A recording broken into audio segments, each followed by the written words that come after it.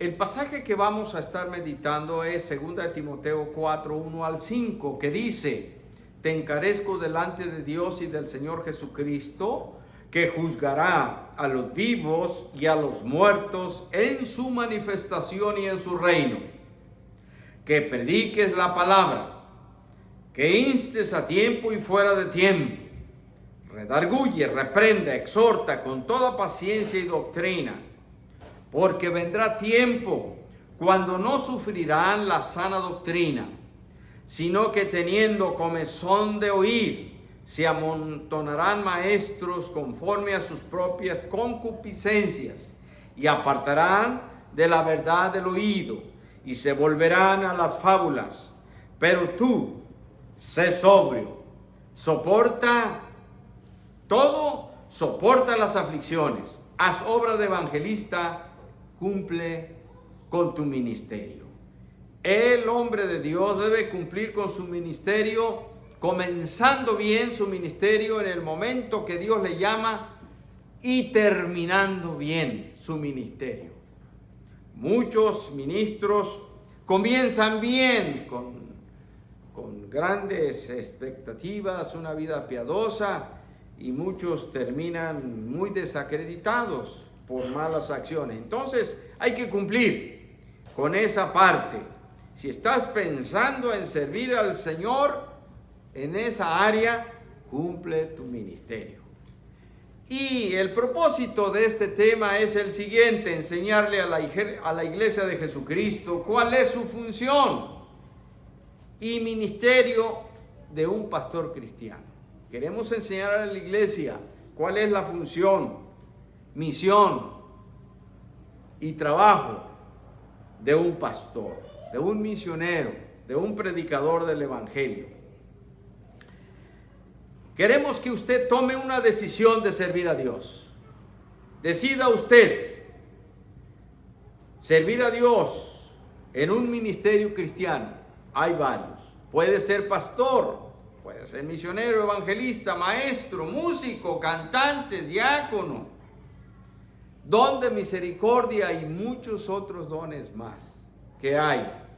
Así es que usted puede servir a Dios en alguno de estos ministerios. Todos son apreciados para el Señor y a todos los usa el Señor para edificar la iglesia. Así es que no solo siendo pastor, hay otros ministerios.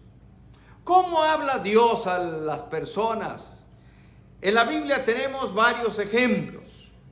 Hubo casos en que Dios habló directamente, como fue el caso de Moisés. Dios le habló que sacara a su pueblo de Egipto con voz audible, que él podía oír. Hubo casos como el apóstol Pablo, siendo Saulo de Tarso, Dios le habló directamente y cayó a tierra. Hubo casos así, pero hay otras maneras en que Dios llama, porque hay algunos hermanos que dicen: a mí Dios no me ha hablado. Y hermano, ya Dios le habló a usted muchas veces y de muchas maneras. Dice el libro de los Hebreos 1:1 que Dios, habiendo hablado muchas veces y de muchas maneras, ahora nos ha hablado por el Hijo. Entonces, algunos dicen: no, tiene que ser un llamado del Espíritu Santo que te hable en la noche, en la madrugada, después de que tú ayunes muchos meses. No, puede ser, porque a Dios no se le limita nada. Él tiene muchas maneras. Pero les quiero leer unos pasajes, nomás para que vean, para que se den un quemón y no anden diciendo: Dios no me ha hablado. Mire usted, primero Esdras 7:10, que dice: porque Esdras había preparado su corazón para inquirir la ley de Jehová y para cumplirla, y para enseñar en Israel sus estatutos y decretos. ¿Qué hizo Esdras? Dispuso su corazón. Ahí empieza. Si usted dispone su corazón para inquirir la palabra del Señor y cumplirla, y luego enseñarla al pueblo de Dios, todos sus estatutos y todos sus decretos, es decir, todo lo que Dios manda. Eso dice. Pero luego dice Esdras 7:27. Bendito Jehová Dios de nuestros padres, que puso tal cosa en el corazón del rey para honrar la casa de Jehová que está en Jerusalén. ¿Aquí Dios le habló con voz que oyeran los oídos? No. ¿Qué dice la Biblia? Que Dios puso en el corazón del rey. Miren que Dios pone su voluntad en nuestro corazón. Y cuando Dios llama el corazón que está en acorde a la voluntad de Dios, oye y entiende el llamado de Dios. Lo repito, bendito sea Jehová Dios de nuestros padres, que puso tal cosa en el corazón del rey para honrar la casa de Jehová que está en Jerusalén. Bendito. Y nosotros le decimos todavía bendito, gracias a Dios. Luego Nehemías 2:12. Lea usted conmigo. Me levanté de noche, yo y unos pocos varones conmigo, y no declaré a hombre alguno lo que Dios había puesto. ¿En dónde? En mi corazón, que hiciese en Jerusalén. Ni había cabalgadura conmigo, excepto la única en que yo cabalgaba. ¿Qué dice Nehemías? Que Dios le puso en el corazón. ¿Qué iba a hacer? Dios pone en el corazón cuando el corazón está abierto a oír la voluntad de Dios. Dios habla al corazón, no solo en el Nuevo Testamento, desde el Antiguo Testamento. Estos pasajes son del Antiguo Testamento. Entonces, Dios no se limita a hablarle a una persona solamente de una manera. Dios le habló a Samuel, siendo un jovencito, de voz audible, ¿verdad? Y aquí estamos viendo casos en que Dios puso en el corazón, y estas personas le sirvieron a Dios. Por último, Esdras 2, del 1 al 70, dice: entonces puso Dios en mi corazón que reuniese a los nobles y oficiales y al pueblo, para que fuesen empadronados según sus genealogías, y hallé el libro de la genealogía de los que habían subido antes, y encontré en él escrito así: entonces puso Dios en mi corazón, y fueron grandes profetas. Tanto Nehemías como Esdras fueron grandes hombres de Dios. Dios los usó, no se equivocaron, porque Dios puso en el corazón. Yo le pregunto, Dios le ha hablado a veces y le ha puesto en su corazón hacer tal o cual cosa. ¿Cuántos de ustedes alguna vez Dios les puso algo en su corazón? A ver, levanten la mano, hermanos. Amén. Sí, miren, varios. Dios le pone en el corazón, entonces Dios le está hablando. De esa manera usted puede decir, bueno, creo que Dios me está llamando para ser pastor, o ser misionero, o ser maestro, o quiero ser un discipulador, enseñar a nuevas personas, aunque sea de casa en casa, en estudio bíblico. Quiero comenzar un programa de radio, o de televisión, o quiero escribir artículos en el periódico. Todos esos son ministerios. Dios puso en mi corazón que yo aprenda un instrumento de música para alabar a Dios. Dios está hablando, hermanos. Lo que pasa es que cuando Dios habla, la gente está viendo para otro lado. Y cierra el corazón y dice, no, es a mí. No, le está hablando allá al hermano, a la hermana, pero a mí no. Cuando Dios habla, hasta en los sermones le habla Dice, ¿cómo no vino fulano? Hay necesidad que viniera para que le caiga el sermón a él, porque él lo ocupa. Miren, hermanos, así somos. Evadimos nosotros. Usted póngase de pechito, que Dios le hable al corazón. Y no ande pensando, ¿por qué no vino mi primo, mi tío, mi marido? No, hermano, hermana, usted está aquí, Dios le está hablando a usted. Así es que vamos a ir al pasaje. Predicar es la justificación del ministerio pastoral. ¿Qué quiere decir eso? Que en todo accionar hay una justificación. Eso se llama justificación. El por qué voy a hacer lo que voy a hacer. ¿Por qué voy a la iglesia? Porque voy a alabar a mi Señor. Bueno, ¿por qué predicar? Segunda Timoteo 4:1.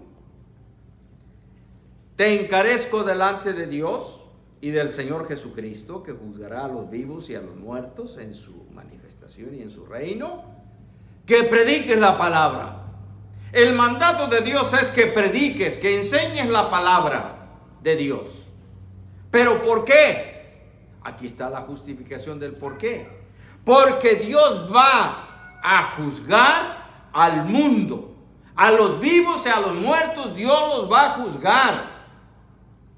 Y es necesario que esos vivos o muertos reciban el mensaje para que se arrepientan. Pues segunda de Pedro 3:9 dice que soy paciente, no queriendo que nadie perezca, sino que todos procedan al arrepentimiento. Dios no quiere que nadie se condene, sino que todos escuchen el evangelio y sean salvos. Por lo tanto, ¿por qué predicar? Porque Dios va a juzgarme a mí y va a juzgar a mi vecino. Esa es la razón también porque tú te debes convertir en cristiano, porque Dios te va a juzgar. Y luego aclara ahí a vivos y muertos. ¿Por qué? Porque hay muchos que ya se murieron. Y para que alguien nos diga, ¿saben qué? Y a los que estén viviendo cuando el Señor venga, pues también a ellos los va a juzgar. A los muertos y a los vivos, a todos. Esa es la razón por que le debes servir a Dios, porque Dios te va a juzgar. Pero también va a juzgar a tu familiar, va a juzgar a tu pareja. Entonces es la razón o es la justificación por cual te debes apartar del mal camino. Si esa no es suficiente razón para predicar el evangelio y arrepentirse, entonces sigue adelante. No hay ninguna razón. Pero si estas palabras tienen peso en tu corazón, entonces procede a predicar, porque miles de personas mueren todos los días, mientras usted está mirando para otro lado y dice, Dios a mí no me ha llamado. ¿Estás seguro que no te ha llamado? A lo mejor ya tiene tiempo llamándote, a lo mejor años, y por tus indecisión no te has entregado a Cristo y ya deberías estar enseñando. Dijo el apóstol Pablo a los Corintios, ustedes ya debieran ser maestros, pero apenas son babies espirituales. Hermanos, amigos, hermanas, el Señor quiere que prediques el evangelio porque Él va a juzgar. Y la palabra ahí que se usa en griego, que está sombreada más oscura, es la palabra que se dice kerusón. Keruso regularmente dice el Nuevo Testamento para predicar, pero aquí dice que prediques, por eso es kerusón. Esta palabra quiere decir proclamar, anunciar, declarar públicamente que el Señor viene a juzgar al pecador. Dijo el profeta Ezequiel, yo no quiero la muerte del impío, sino que lo que quiero es que tú le prediques, que tú le enseñes. Si tú le enseñas, entonces ya no te hago responsable. Pero si tú le enseñas al impío el arrepentimiento y él no quiere, entonces él será responsable de su pecado. porque el Padre no llevará el pecado del Hijo, ni el Hijo el pecado del Padre, ni la pareja llevará los pecados de la pareja. Cada quien será responsable delante de Dios en ese día por su pecado. Cada quien es responsable. No tu padre ni tu madre. Tú eres responsable de lo que tú digas, de lo que tú hagas delante de Dios. Por lo tanto, ayuda a que el mundo venga al conocimiento de Cristo, empezando a predicar queruso o querusón. Y luego dice que prediques la palabra. No que prediques tradiciones de los hombres, ni acuerdos de concilios. No, que prediques la palabra. Y la palabra que usa aquí el apóstol Pablo es logón, que regularmente es logos, pero aquí es logón. Dice que prediques querusón, logón, que prediques la palabra de Dios. O sea, debes predicar las escrituras, no tus ideas, no tus sentimientos, no los acuerdos de concilios o doctrinas formadas en concilios ecuménicos o no ecuménicos. Predica el Logos, que es Cristo, la palabra encarnada. Así es que yo le invito a usted a considerar este asunto. ¿Cuál es la descripción de este ministerio? Yo le pongo pastoral, pero igual puede ser diaconal o puede ser otro ministerio. Pero estoy usando las palabras que está aquí. Mire usted, tengo una descripción y me puse a revisar el Nuevo Testamento griego. Que instes, la palabra instar. Episteti,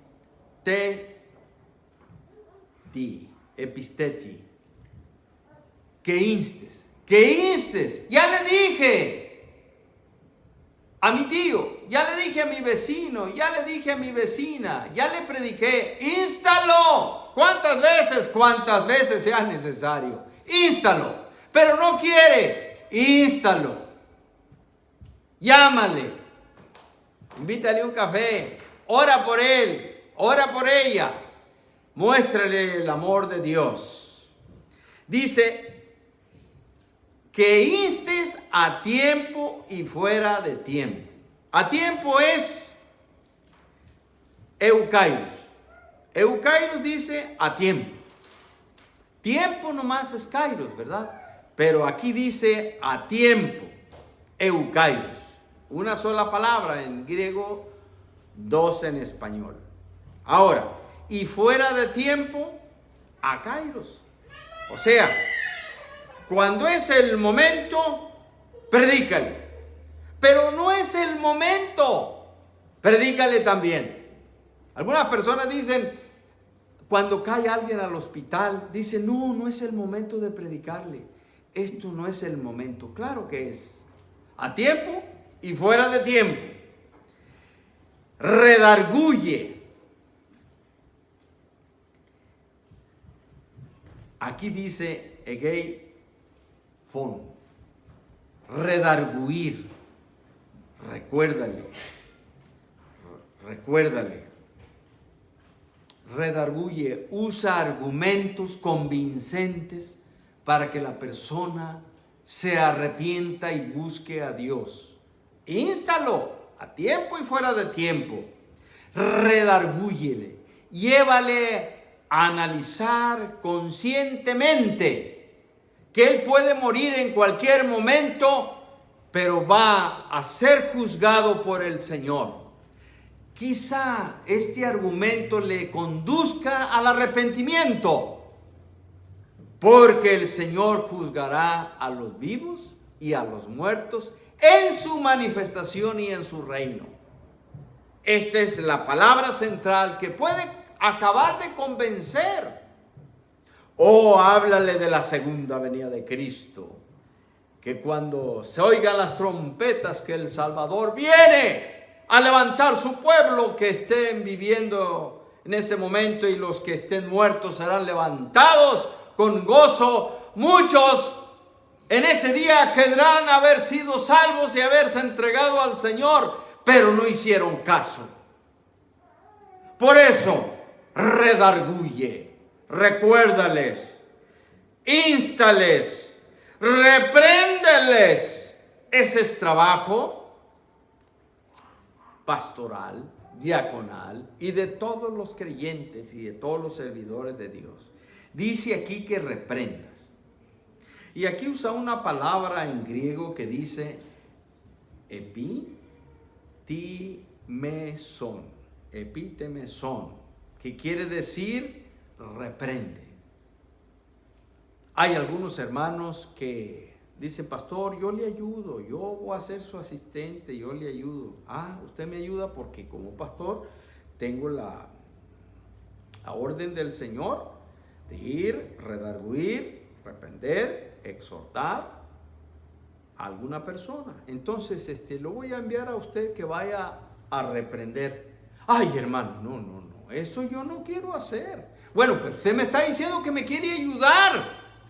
Sí, pero póngame a hacer otra cosa, pero ir a reprender a un hermano, a una hermana. Ay, no, me dijo una hermana, sabe que yo hago todo lo que quiera, pero eso no, mi carácter no es para reprender a nadie. Porque me va a salir que me va a reprender a mí. Espiritual se requiere valor. Y recordamos las palabras que Dios le dijo a Josué. Mira que te mando que te esfuerces y seas valiente. Hermanos, para servir al Señor se requiere valor. Es cuestión de valientes. Algunos hermanos dicen, ay hermano, no me ponga a visitar, la verdad, yo no soy valiente para eso. Yo no soy valiente. Póngame a hacer otra cosa. ¿Cómo qué? Pues a lo mejor barrer en templo, a ver, otra cosa, pero ir a visitar no se me da. Sí se te da, porque el Señor va a estar contigo, hermana, hermano. El Señor va con nosotros y Él sabe que a veces temblamos, ¿verdad? De temor, pero Dios nos va a fortalecer y luego se va a animar porque va a ver usted cómo Dios le usa, hablando del Evangelio de Cristo. Otra cosa que tiene que hacer el ministro es exhortar. Exhorta con toda paciencia. Y la palabra exhortar aquí en este pasaje es paraclesón. La palabra de la raíz es paracletos, que quiere decir consolar y animar. Bueno, entonces exhortar, hermanos, no es regañar, es animar. Y así usted se anima entonces a ir a exhortar y a reprender. Porque esto quiere decir que vaya en manera de súplica, suplicando. Apártate del mal, sigue al Señor, vamos a servir al Señor, va a ser en súplica. Esta palabra se usa también como para darle avivamiento a las brasas. Cuando las brasas ya se quieren apagar, uno va y les hace con un abanico y se aviva. Eso es exhortar, dar ánimo de manera suave.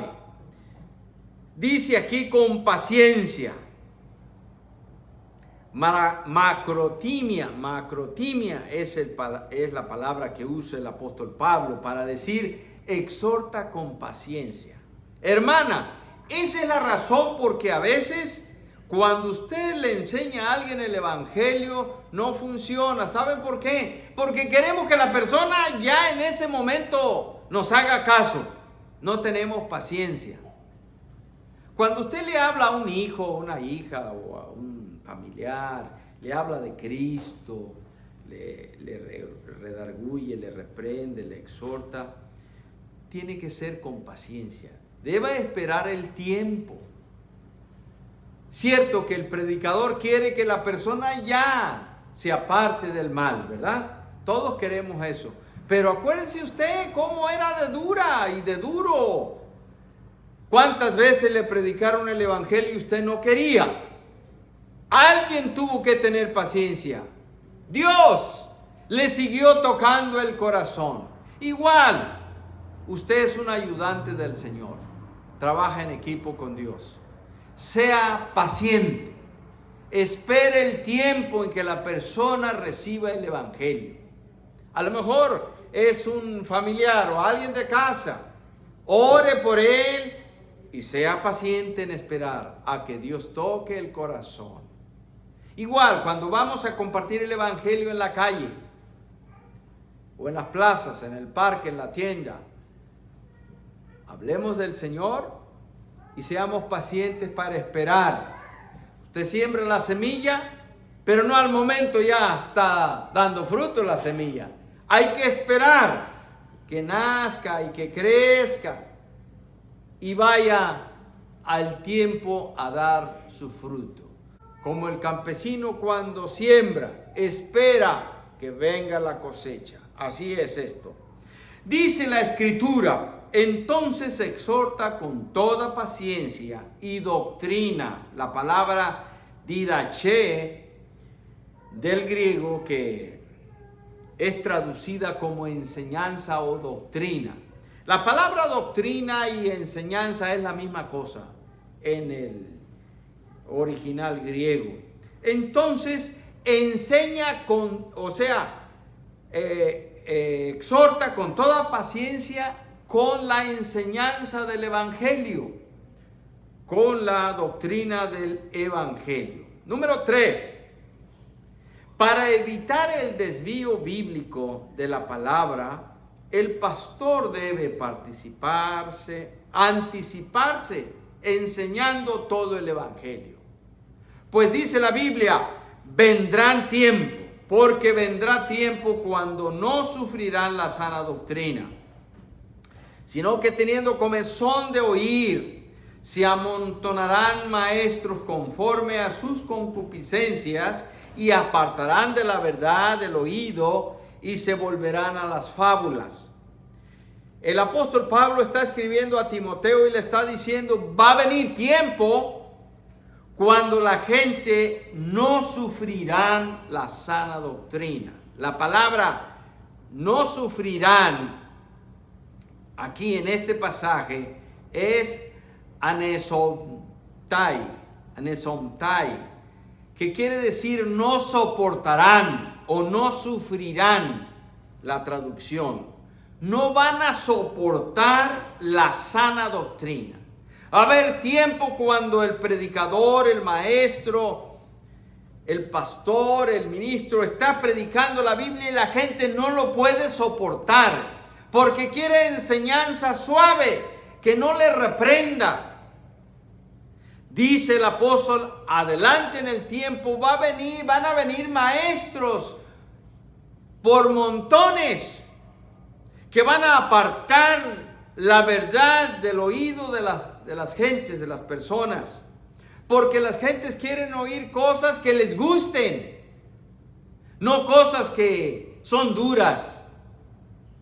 Yo a veces me pregunto, si hubiera predicadores y pastores como Juan el Bautista, era muy duro para predicar. Juan el Bautista les decía generación de víboras. ¿Quién nos ha enseñado a huir del reino venidero? ¡Oh Jesús! Hipócritas, sepulcros blanqueados. Imagínense sus oyentes. Imagínense que un predicador le diga a usted eso.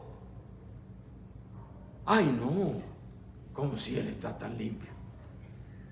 No, porque para respondones y para rezongar somos buenos. Y su familia. No, y empiezan, ¿verdad?, a contradecir, a no aceptar. Yo ya no vengo a esta iglesia. Hermanos, bueno, o que venga Pablo. Si hoy viniera Jesús a nuestra iglesia, a lo mejor lo íbamos a dejar solo en la iglesia, ¿verdad? Hermanos, vendrá tiempo cuando la gente no soportará la sana doctrina. Doctrina aquí es didascalias, que quiere decir enseñanza. Didasco, maestro. Didáscalos, maestros. didascalias, las enseñanzas que dan los maestros. Entonces, hermanos, vendrá tiempo, sino que teniendo comezón de oír las gentes, y se amontonarán maestros conforme a sus propias ideas y concupiscencias, y van a apartar de la verdad, aletheía, es en griego.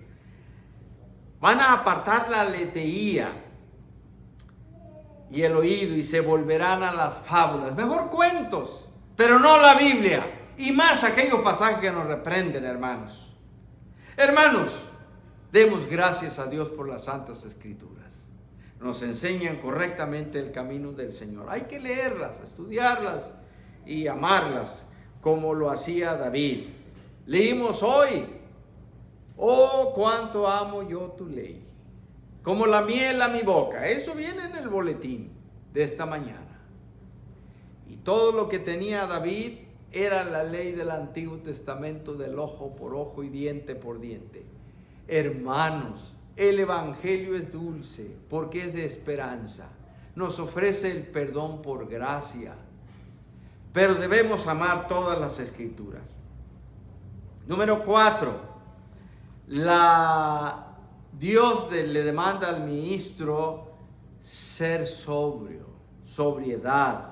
Le demanda soportar las aflicciones, haciendo la obra de evangelista, y luego le dice: cumple con tu ministerio. Sobrio. Nefi. Como en el inglés hay un nefi, ¿no? Nephew, casi parecido, ¿no? Bueno, nefi, que quiere decir sobrio. Es decir, tu mente no debe estar loca, la mente, sino piensa con cordura, piensa correctamente. Tú sé sobrio, sé cuerdo, consciente, soporta las aflicciones. En español son 3 palabras: soporta las aflicciones. En griego es una sola, es kakopateson, una sola palabra. Pero esa sola palabra quiere decir soportar los malos momentos, las aflicciones, aquello que te llega, que te entristece. ¿Ustedes se entristecen a veces? ¿Les llegan aflicciones psicológicas, físicas, espirituales? ¿Alguna vez se siente afligido, afligida por algo? Levanten la mano los que han sentido. Sí, a veces la relación de pareja no va bien, a veces los negocios, el trabajo no está muy bien o no está muy bien pagado, a veces tenemos familiares lejanos que extrañamos, pasan cosas. Dios te dice: soporta las aflicciones. Hay algunos casados que no quieren aguantar nada. No, soporten las aflicciones. La Biblia dice: el amor es sufrido, el amor es benigno, el amor lo soporta todo. Hay que soportar todo. Eso dice Dios, eso dice la Biblia. Pero hermanos, no hemos aprendido a soportar las aflicciones. El Señor dice: al que le quiere servir a Dios, soporta las aflicciones. Haz obra de evangelista, ganar almas para Cristo. Cumple tu ministerio. Aquí está así: diaconía. Generalmente es diácono para ministerio. En el Nuevo Testamento así se traduce, pero aquí es diaconía, que quiere decir el ministerio que tú estés haciendo, cumple con él, no a medias, no te quedes a la mitad, cumple con todo lo que el Señor quiere y haz obra de servirle al Señor. Y por último, hermanos, cumple con tu llamado. Dios ya te llamó a servir, no te apartes, porque tienes que cumplir. Había una hermana aquí hace años que me decía: hermano, póngame a hacer algo aquí en la iglesia. Entonces yo escogí hacer algo. Le dije: todo este año vas a hacer esto. No, hermano, es mucho. Todo el año no. No, póngame nomás una semana. O póngame por decir, por mucho un mes. Digo, bueno, pero ese sería una actividad, no un ministerio. Un ministerio es de por vida. Hazlo hasta que el Señor te llame a tu presencia. Esa es la idea de este pasaje. Cumple, pues. Hermanos, es bueno pues servir al Señor una semana, un día, una ocasión, pero cuando tú te dedicas a ser servidor, servidora de Dios, eso es por vida. Cumple con tu llamado. Te colocas en la cruz. Te subes a la cruz. Te crucificas con Cristo. Aguantas las aflicciones, lo que venga, por amor al Señor Jesucristo. Y no te bajes de la cruz por cualquier vicisitud, cualquier problema. Sigue adelante junto con Cristo. Dice Gálatas 2:20, con Cristo estoy juntamente crucificado. Ya no vivo yo, mas Cristo vive en mí. Acepta el llamado de Dios al servicio. Sirve al Señor en lo que Él te está llamando.